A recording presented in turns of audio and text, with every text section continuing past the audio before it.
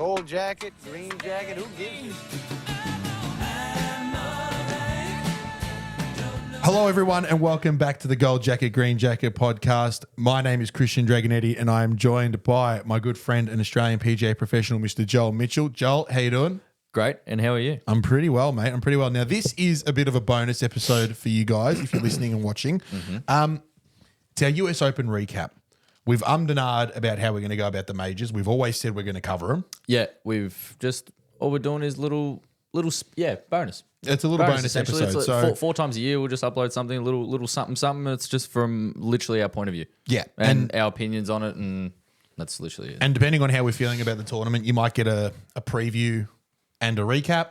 You might just get a recap, which is what today's all about. We did that for the Masters, where we did like a preview because. Look, to us, It's the the Masters is Masters. the most important. Well, not most important, but the biggest to us. It means the us. most to us. So we're like, And we might let's even hype do it up as much as we can. We might do it for the Open too. Yeah. We'll see how we go. Maybe. I kind of like this with the little half-hour recap. So call it episode, 19 and a half, 18 and a half, whatever you want to call it. Call it a bonus episode. 18.8. 18.57932. 18, I don't know. Whatever. So, yes, the US Open concluded this morning. We are recording this on Monday the 17th, so Yes. Australian time this morning. And holy Christ, what an event. Yeah. I reckon, so the past probably 6 majors I've really tuned into. Yeah. Like going through school and leading to the sort of the COVID era, I never really used to watch the majors. I used to just tune into the last sort of 9 holes on the final day just to see where everything was at, see who won. Yeah. That was all I really did. But the last like 3, 4 majors, I've watched pretty much every shot I possibly could. Bumper to bumper. And fuck. This one, I couldn't look away from. I got like an hour of sleep last night. It was probably, how can I put this? It was probably a player getting arrested short of being the best major of all time. Not best, the most interesting. Most interesting. Yeah. Like him getting arrested. Did you see the meme where it had all the police for that region? Yes. Like that meme where it said All the police at Pinehurst. All the Pinehurst police had a photo of Scotty Scheffler going, now don't arrest him. It just had that. I love that. But yeah, mate, what an event. Capped off by a win to Bryson DeChambeau. And to be perfectly honest, mate, it's been coming. Mate, he deserves every bit of success that comes towards that man, because I feel like ever since he's gone to live, there has been some sort of aura lift to him. So I wouldn't say since he's gone to live. I'd say in the last sort of 18 months to maybe 2 years. Okay, which is yeah, just, I'll give you that. Just after he signed for live, yeah. because he was a bit of a twat going into live. he had that moment where he obviously... He really flew the flag for it. Beefed up, and he really went to town on being I wouldn't call it being a dick, but he was very colourful. Yeah, and it just wasn't really taken well by both a lot of the players and a lot of the fans. Where I'm just like, shut up, like you're a peanut sort of thing. That's how I perceived it anyway, and pretty much. Oh, I'm going to say ever since he sort of really started getting going with his YouTube content. Yeah, I'll back that's sort of that timeline, sort of 18 months where I'm just like, and I've been seeing a lot of comments on, especially with the US Open results and stuff like that. People are going, the comments are, I'm finding it really hard to not like this guy. And I'm completely in that boat. I completely agree. I have such a high level of respect for him, especially after seeing a lot of his YouTube stuff and his attitudes towards it and the way he interacts with fans and a lot of the way how he conducts himself during interviews. Yeah. It's just like, mate, you are pure class, and you back it up with your golf game. And I'll get to a couple of examples, but it sort of seemed like he was at a crossroads at that point where he started to dive into his YouTube, and now we've come to know him as who he is now. He seemed to be at a bit of a crossroads where he could go one of two ways with it. Either really embrace the fans and the crowd and the community of golf as he has done, or turn his back to it, don't do any media, don't do any presses, just focus I'm too good for that. I'm too superior. good and fuck is all, right? No. But he's chosen the right path, if you ask me. Yeah. And that path for 99.9% of the golfers is the right path. Absolutely. But yeah, he's completely like, I mean, I saw him. He was walking from one green to the next tee box, and he stopped. There was a gentleman there in a wheelchair. Yeah, I saw disabled, and he just stopped out of nowhere, signed his hat, shook his hand, gave him a high five, and Yeah. the guy was just over the moon. Oh man, he didn't. He actually had. He couldn't. And high fived How do I heaps say of this? people. He couldn't have made that bloke's day any better. Oh, he's never going to forget that. No. that guy is dreaming about that sort of 100%. shit. Because imagine an idol such as him, or someone that's leading a fucking US Open coming up to you with no hesitation, just going, "How are you, mate?" And Just signing the hat straight I'm away. trying to no say this in questions the asked. most respectful way possible, but literally treating that guy as An equal. completely equal. Yeah. As literally, like everyone listening to this probably is understanding what I'm trying to say here. But Yeah, you're trying to there's tiptoe no around it. And there's there's- no hesitation, regardless of what this person might have been going through. or Correct. might be going through. It's like, In that moment, No, man. at the end of the day, they're a golf fan. oh, absolutely. And they're a Bryson DeChambeau And then fan. as he's walking to that next tee, everyone's sticking their hand out. You usually see golfers dialed in, and I hear a lot of times security say, "Do not high five fans." Because it's just a safety precaution. Yeah, That's you never purely know. just what it is. Someone could be, whatever it may be. But nah, he didn't give a fuck. He's high-fiving everyone, going past. I think I heard somewhere, I think it might have been in the commentary even, they said that he had planned on letting everyone who stuck around, if he won, touch the trophy. Really? Yeah. That's cool. So he didn't cool. care. He was like, and I saw a video, they recreated his bunker shot after it all went dark and the lights came on. Yeah, he got, and then he went in and like showed the bloke who was trying to recreate it how he did it. Yeah. And just like, I think the guy who recreated it put guy- it the guy closer. stuck it to he put this. it closer than what The guy Bryson stuck did it to in the this. event. And so Bryson just gave him the trophy. gave him the was trophy and it was "You like, just won "Here the you US go." Open. Well done. Like, it's something, pardon me, it's something we've not seen before to this level. to that level of someone interacting and embracing everyone and just not acting too superior. Like, I'm too good for you guys, so you have to sort of walk eggshells around me. It's like, no. We're all in this. We're all together. mates, We're yeah. all mates here. Like you experienced it just as much as I did. And he's embraced it all. And I have to say it, and everyone's saying it throughout this day. I can't express how impressive that last bunker shot was. Oh, And I can't express this enough of how actually difficult it was. yeah. Get your hand off the bloody microphone arm. I didn't even know I was on. No, I completely agree with you. It was, honestly, it was a thing of beauty. Because I'm saying it. 18th I'm hole- saying it. That is top 5 greatest major shots ever. I'm saying it yeah. now. Yeah. It's due to one, the flat out difficulty of a 55-yard bunker shot in any respect. Yes, Two. at Pinehurst number 2. 2, to land it on those sort of greens, you landed on this sort of shit, and it's like that, landed on an upside down bowl. Yeah. Right? It's the situation, must make up and down to win a fucking major.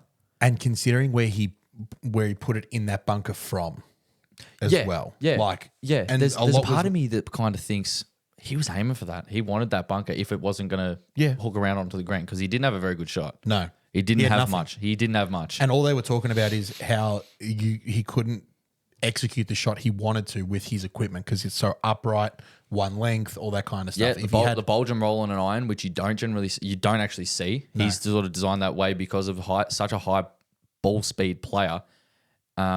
That bulge and roll you see generally on drivers and 3-woods and medals and stuff like that. So that bulge and roll prevents the ball going too far offline. Yeah. And at such high speed that he produces, something like a regular iron, we're going to say, he's going to produce too much side spin, potentially. So that's why on, what hole was it? Was it 17 maybe? No. It was early. It was early in the round. He push cut it into the trees, and he had to hit this really hard slice out. And he puts it Yes. back, he put it back left and made the dumbest up and down you've ever seen. I It might have forgot been what like hole it 10 was. or 11 or something. Something like that. It was I saw that mid-round. this It morning. was mid-round. It might have been 8 or something like, I don't know. Yeah. And anyway, they were saying how, one, he doesn't really hit cuts, but a player of that caliber, you can move it anyway. But they were explaining how that sort of iron, he's going to really have trouble getting it moving how he wants to because of the bulge and roll. It's designed in a way for it to not spin offline because of his high speeds. So that's sort of where that difficulty of moving and shaping a ball. And it's something that only Bryson would have an issue, like that only Bryson would put himself in a position to have an issue with that. Exactly. Anybody else is just using a regular standard, Standard 5-iron. P7MC or a T100 or whatever it might be. Yeah. So they just go, oh yeah, cool, just hit a cut or and- whatever. and shape it. He When really he has to work this physically- thing. Yeah, when he physically has to overexert that movement to hit it that way, it's ridiculous. Yeah, well- and it just goes to show how much better the whole scenario was. But going back to that bunker shot, you're 100% right. fuck. It's going to go down in history as one of the top 10, if not 5 best major shots of all time. I'm thinking Tiger's chip at the Masters in 05. I'm thinking Bubba's hook wedge from the trees. Yeah. What is it? Larry's chip in to beat Norman. Yeah. Like that sort of shit. And it's I haven't seen, like, there's obviously, you have your hole-in-ones throughout the week, like Molinari holing out to make the cut. That was sick. It was an event full of moments. Amazing. But it was because of the caliber of golf course. Now, throughout the week, they were expressing how people can get their handicaps. All you have to do is scan a QR code. You're making a little account through the USGA, blah, blah, blah, and you can do your own handicap and do it yourself. This is over there. Okay. Right? I don't think it might quite work here because we have Golf Link and Golf Australia and stuff like that. But I'm not sure. I didn't scan the QR code. But what it did is they gave you like a link that you can type into your phone and just jump on Google, and you put in your handicap and whatever you shot your last round or something like that. Yeah. And it does it just calculates what you'd probably shoot during tournament conditions there. Whoa. Yeah. Okay, that's cool. Right. So it was past 70. I put mine in at plus 5.4, and the last score I shot was like 69 or something like that. So I was at 3 under. And it said I'd shoot 71 if I played to that degree. Right? Awesome. I'm like, Awesome. huh? I was ecstatic. That's 1 over par. And I'd love to know if that link is still active. I'm going to hit it up. I'm making the cut. Yeah, like, wow. If I play my good golf, I'm making the cut according to this. Yeah. So I'm like, no fucking way. And there was a guy that posted saying this link's bullshit because he's playing off like 16 and it calculated that he would shoot 115. Which, you know what? And I've got a second cut question for this. I don't know if you've got one. And I'll get to it later on, but it's sort of along that topic. And I hope that link's still active. I'm going to check it out after we finish recording. You just go back to one of the as in jump on KO later. Yeah. And I don't know when it was. I think it might have been like second round, maybe. Oh shit! Okay, so it's ages ago. Yeah. But the link the link probably still is up and running now. It's look up US Open. What would you shoot, or handicap? What would I shoot? Do that. What would I shoot? So. Go back up. That's just an index. This one, I think it's that one. Do that. I'm just loading it up. The internet is quite slow. Sure. It's just got a. Yeah, it's like this generator. It's a generator, but you have to type in a certain link thing. Okay. Anyway, and I didn't bother typing up sort of other people's. Yeah, that's fair. That's what fair. would they shoot like?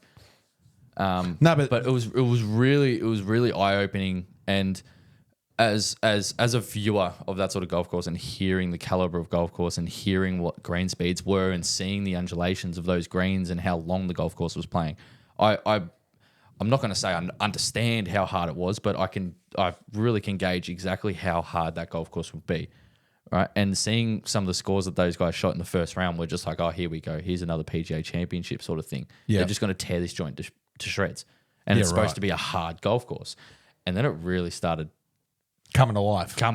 And then, Patrick Cantley and Rory McIlroy shooting 5 in the first round. Winners had 6. Generally, you're seeing people going 5, 6 in the first round and then winning at 15, 16, 17 under sort of thing. But they've really tricked it up. They probably made the greens a bit faster. Apparently in the first 2 rounds, they were running about 12 and a half, 13, right? Which is lightning. And apparently in that final round, they were clocking speeds of pushing 14. And that, for anyone that hasn't played on that sort of speed of greens,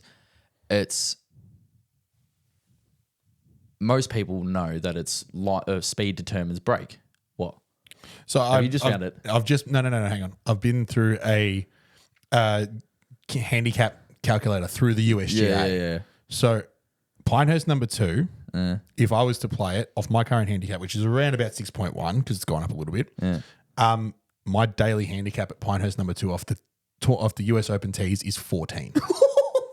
Fucking That's my handicap for the day. It doesn't mean I'm going to play to it. Yeah, because they might set up to that US Open condition. Well, I'm just assuming it says here US Open tees. Oh, okay. I'm just assuming that it's this morning, right? When I'm playing next to Bryson, I'm playing a 14. What the hell? That's a lot. Oh. And I'm probably not playing to that number. Playing off 14. Okay. Well, I'd be playing off 3 or 4 then, based off that. Plus 5.5. No, put 0.4. I might spit You'd be playing off plus 1. So it gives you 8, but it gives me 4. Yeah, it's weird. The whole system's busted. That's just a USGA calculator that I found. That's so interesting. But yeah, look, honestly, we'll get back into the tournament. Yeah. Couple of notable things. Firstly, Rory stuffs it again.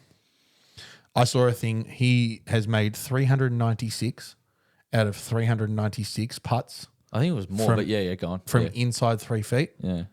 Until that one he missed on 18. And it's super disappointing. And this is what pisses me off about him, because I actually want him to succeed. But the more and more he doesn't, the more and more I'm off him. You know what I mean? Because he just frustrates me. Like, I want him to win that badly, where I'm just like, fuck. Yeah. You keep coming up short in the ones that I want you to win the most. Because I want to see him do it. I want to see him get the career Grand Slam, get to 5, all this kind of stuff, because it reignites some shit. It reignites that rivalry with Brooks Koepka. Right, we're both on 5 again. Let's have a crack. Yeah. Yeah. Do you know what I mean? Yeah. And it's just, he just keeps letting the fans, but not only him, and as well himself, down. Yeah.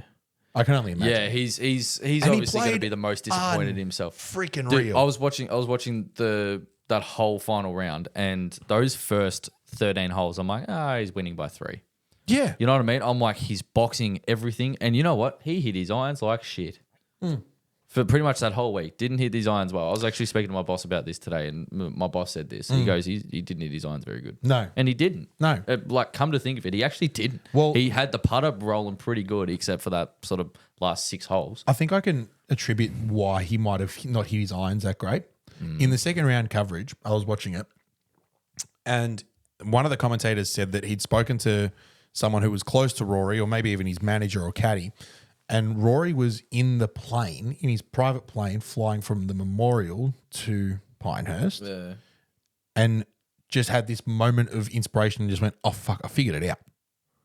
Just had a light bulb. Just had a light bulb moment and was like, I fucking figured this out. And then all of a sudden he's up in the aisleway of his private jet practicing his takeaway because he figured out what had gone wrong. And as a result, he was standing a little bit closer to the ball. He was taking it away in a different position. And I can only imagine if that was true, that's probably why he hasn't hit his irons that great, because he's trying to make an adjustment. Yeah, it's a slight little, So, that's probably going off what feels most comfortable. So that probably takes off a little bit of alignment. He actually started hitting things a bit long and left, I noticed. Long and left, so he's probably hitting it better. Yeah, probably. He might have actually the contact might have been good. He actually probably made an adjustment for the better.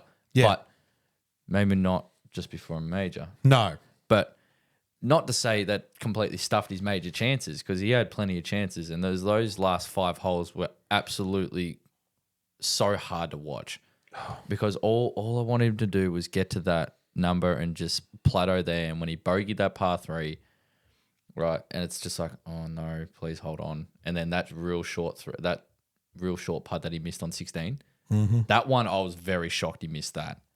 Yep. The one on 18, I think gets looked over a bit much. Okay. I think people are a bit harsh on him with that one. Yes, it's a 3-footer. Yes, everyone thinks Tour Pros hole everything inside 20 feet. Right.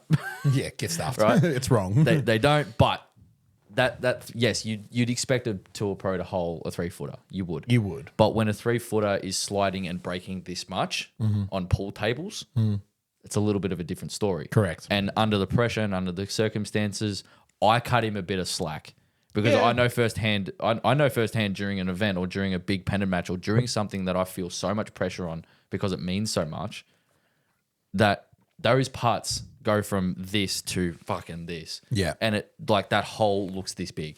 Yeah, That 100%. hole looks like you're trying to putt into literally the top of a beer lid. That's Yep. what it feels like sometimes. And I reckon that's exactly what he saw. And to be honest, based off, like I'm no coach, I'm no Gandhi with this, but this is purely reading body language. And I know from experience, reading people's body languages, you can tell when someone's uncomfortable. And under a pressure situation like that, you could definitely tell he was uncomfortable. And Exactly. he was wanting it so bad and just hesitant, going, fuck it, you want this so bad. He And got steery. he did, but his body language, I could tell what he was thinking. I reckon if we had an interview with him, Rory, if you're listening, like if you want to sit in and tell us what you're feeling, but I feel like his body language was so open and pointing left. I feel like he wanted to aim outside the hole to let it drip in, but the tour pro instinct is don't give the hole away. Yeah, from that close. Hit it firmer, take the break out. But you can't on a place like that because it's on fucking mountains and they're running at 14, and that's why it got really shovey. He didn't give the hole away and he left it low, lip out, miss. There you go. It was a battle of both alignment and he's him battling his brain. And I feel like all he needed to do was pull off it, just reevaluate and just go the happy medium and try and knock it in. But yeah, but take nothing away from Bryson. He was, in my opinion, he was the best player for the last 3 rounds, and you could argue 4. yeah.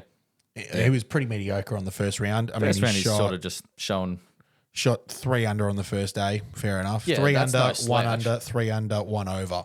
That's a Sunday. great track record at that high level difficulty golf course. Like they were saying that your average scratch golfer it's not breaking 90. Yeah. Like your average player playing off 15 is having 120, right? And probably change if I'm honest, because unless you have spin and control of that golf ball, you need spin control, you need distance control. I feel like people are just going to be playing tennis on places like that, and I reckon we'll do the same thing. 100%. Honestly, even I'm like I said, not blowing smoke up my ass, but I reckon a player my level or something like that off pluses would still struggle to keep that ball Oh, completely. within control. Yeah. You know what I mean? And it just puts in perspective of how good these guys actually are. Watching this whole event for the last 3 days or 4 days, all I kept thinking was like if I was to play at this golf course, I'm having double digits on a couple of holes. Easily. Yeah. And I'd have to be okay with it because it's fucking Pinehurst. Yeah. And that's why I was so excited for this event, because I knew exactly, like, we've been asking for a major to kick some teeth in, and oh my God, Facts. did it kick some teeth Facts. in. Yes, Right? that's exactly what we wanted to see. 100%. Phil Mickelson shooting 16 over. Yeah, fair enough. Sorry. Couple of notable mentions. Firstly, Tony Finau finishing tied for third with Patrick Cantlay. Yep. Cantlay showed glimpses, could have done more, was really threatening at one point. I think he did everything he could. I think he just had a solid week. I don't think he was ever going to fall off ever. I don't think he was ever going to fall off that plateau of looking like he could win, but he wasn't going to break through, and that's what they're talking about. He needs something to drop for him. But I didn't think he was going to get it done. Mathieu Pavon Yeah. played really well. He had a great week. I've seen glimpses of him from tournament to tournament. I don't really know much about him. Neither but do I. had just put together 4 pretty consistent days. He shot 3 under for the tournament, 3 under, even, 1 under, 1 over. Yeah, solid. Very solid week. The notable Aussies. All right, Ludwig Aberg, firstly. Really upsetting. Yeah. Makes a triple on 17 or something, 16, and just, kind of stunk it up a little bit. And, he was touted to be in the last group at one point going into Sunday, and kind of upsetting for him. But he'll learn from this. Just couple large numbers. There's plenty of majors in in his future. What is he, 24? 24. And he 25? shot 66, 69, so that's 5 under to the weekend. Yeah. And then he was 2 over on each of the last 2 rounds. So pretty upsetting. that's not 3 over, that's sorry. 3 nowhere- over. Oh, okay. Sorry. That's still nowhere near as bad as I thought. Like, because he had 70. 2 triples, a couple bogeys, couple brain fade holes. 66, 69, 73, 73. Upsetting. Still pretty Minwoo solid. Lee was the top finishing Aussie, tied for 21st at 5 over, which, poor Another solid scoring, week. but That's another a good solid week. week because, compared to the rest of the field, it's exactly where it deserves to be. 73, 69, 72, 71. So just the 1 round under par for Minwoo. That's fine. Yeah, that's fine. Honestly, because, again, you get a couple of players who caught the better side of the draw who's ended up under par Well, that's early. Well, you've seen And stayed previous. there. You've seen previous track records at Pinehurst. Like, what Paige Stewart have in '99? I wouldn't be able to tell you. I've forgotten off the top of my head. Michael Campbell, I think it was '08. I think off the top of my head, '09 maybe, something like that. He won it even. Mickelson was runner up at 1 over. Hang on. Payne Stewart won at 1 under. 1 under. I In think 99. Tiger was runner up that year. Maybe. Mickelson was runner up when I think his name's Michael Campbell. I'm pretty sure it was. He won at even par. Martin Keimer destroyed the field in 14 at 9 under, winning by 8. Next best was 1 under. But he didn't take a wedge out. He just that? putted everything off the green. Well, smart Smart play. Well, he And also they were boxed, honestly talking He also boxed everything he looked at. Correct. And then this year it was a very I wouldn't call it congested field. There was only 7 or 8 blokes under par. Correct. But they all had to really hold on. No one could really break past that 8 under, 7 under mark. No. It just wasn't. It's not that sort of golf course where you can get on a run where you make 4 or 5 birdies in 9 holes, sort of thing. You're making 4 or 5 birdies in 2 days and limiting the bogeys, sort of thing. So, The lowest score for the tournament in any one round. it was 65, wasn't 65. Yeah. Rory and Patrick Cantlay both did it in the it? first In round. the first round. So Yeah. it's 5 under, which is ridiculous. Yeah. All things considered. Considering we just had a PGA championship where blokes, I think, we had 2 course records at 62. Yeah. Just goes to show. And that is exactly what US Open's all about. Yeah. That's that's what we asked for. Like you said. Shit house rough, horrible conditions, or not in horrible conditions, but like tough conditions. Yeah. Greens are Yeah. rolling and It fairways just- are tough to hit. Wind gets up and it's even worse. Yeah. And it just becomes a test. It's the true test of Yeah. golf. Yeah, well, exactly right. Well, that's like off the fairways as well. I liked how they didn't say the rough shit, off the fairways or what. Like a wasteland. You see that fescue crap. They said those natural areas. I loved the way That's they so say good. that. I love the way they said that because it means that the core stuff just don't touch it. Yeah. Just leave it. And if you go in there, well, fuck, Have fun. that's off to you. Good luck. Yeah. And in fairness, Bryson copped a couple awesome breaks because Oh, he yeah. didn't hit many fairways. No. He didn't hit it very straight. That's one thing I noticed today, especially. He was really losing his driver. He was hitting it a little bit sideways and he kept pulling it out. And he hits that 5 iron 250 yards anyway. 250, 260 yards if he pumps one at such high speeds. He didn't really need to take driver, especially down 18. No. And I reckon that comes into it a tiny bit of experience. And he is a very smart guy. But I feel like that kind of got the best of him a little bit. He wanted to pump one up the middle to 60 out, flip a wedge in and make birdie to win a US Open. But all he needed to do was hit 5 iron out there, hit 8 iron up there somewhere, and just pray to God you can 2-putt. Instead, he takes driver out. And half of that was trying to suffice the fans as well. And I remember he pulled out an iron on a tee box, and before he did it, he's like, "I know you're going to hate." He said it out loud to the crowd. he goes, he's like, "Sorry, guys. please don't hate me for this," and pulls out like his 7 iron or something because that's all he needed to hit. Yeah.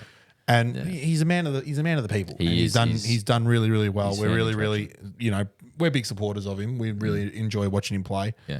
And he's done extremely well, and he couldn't be more deserving. All right, let's close this off by just finalizing on that last hole. When he hit that tee shot, I'm like, well done. US Open champion Rory McIlroy. Completely agree. When Bryson hit that drive, I'm thinking this is fucked. And I'm not going to say he got lucky. I'm not going to say it should have been worse. I'm not going to say anything like that. It wasn't. It was none of it. He just hit it left, and it was in an ordinary spot. And I never, for the life of me, thought, yeah, he's going to make par for me. No, but even still, and then he puts it in the bunker. Yeah. And I'm thinking the same as you, like, congratulations, Rory. But also I'm thinking it's going to be by a couple. It could have been. It's going to be by a couple. When he put it in that bunker, I'm thinking, okay, playoff. Nah. I thought playoff because I'm like, he's not stupid enough to try and go for that insane put it tight sort of shot. I didn't think he was going to hit the shot that he did. I thought he was going to try and flub and run it out, put it on the front third of the green and 2-putt it, Yeah. force a playoff. Yeah. He's not that stupid to go for the flag and then put it over the back and make 7.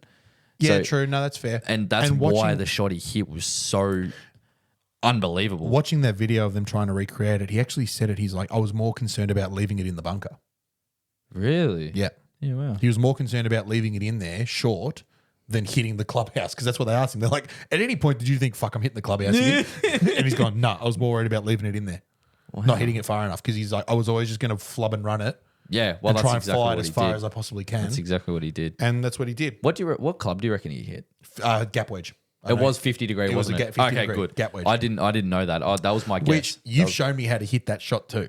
It's a hit and hope sort of shot, but the way I've shown you just increases your chances. Yeah. That's all that does. Yeah. Because it is the hardest shot in golf. And honestly, to finish up our little recap, like I said, I'm gonna say this many times, that is one of the best shots I've ever seen. Fair enough. Like, Question from the second cut, very quickly. What would you actually shoot round Pinehurst number 2 in those conditions? what would I shoot Just give me a number right now? Form right now. today. Today? We're teeing off in 10 minutes. Oh, fuck. 78, 80. Yeah, cool. I reckon I'd shoot 8 to 10 over. Yeah. I'm not. My swing. I'm battling. I'm not battling at the moment, but I'm finding. I a asked for a groove. number, not an explanation. I'm finding a little group. I'll fucking slap you. Yeah. If I broke 100, I'd be ecstatic. 78, 80, I reckon. Yeah, that's fair. And if I broke 100, I'd be ecstatic. So there you go. One of my favorite golf courses, Pinehurst number 2, That's so and, sick, and isn't for it? good reason. So sick. And a destination. Facts. Let's do it. Gold jacket, green jacket, take on Pinehurst. You know what? 2 weeks. Let's play all 10 courses. What? There's 10 courses at Pinehurst. Yeah. Do a 2-week trip. Apparently, the new one that they've just sort of gotten going. Apparently, it's going to be the dark snarts. Oh, really? Yeah. Apparently, it's huge already. Sick. All right. Done. Book it in. Yeah, 2-week trip. We'll play all 10 courses. Let's go. Couple of rounds. Unreal. All right, ladies and gentlemen, that's wait. going to wrap it up. That was the US Open, an unbelievable tournament, really, in summing up. One of the best majors in the past, however long. And it just makes me even more and more keen for the Open coming up in a couple of weeks. I can't wait. We will talk to you, no doubt, about the Open in due time, and there'll be a recap, maybe a preview. We'll get involved. Be sure to check out all our socials and check out our regular episodes on Fridays. Hit them well. Enjoy. We'll see you soon. Cheers.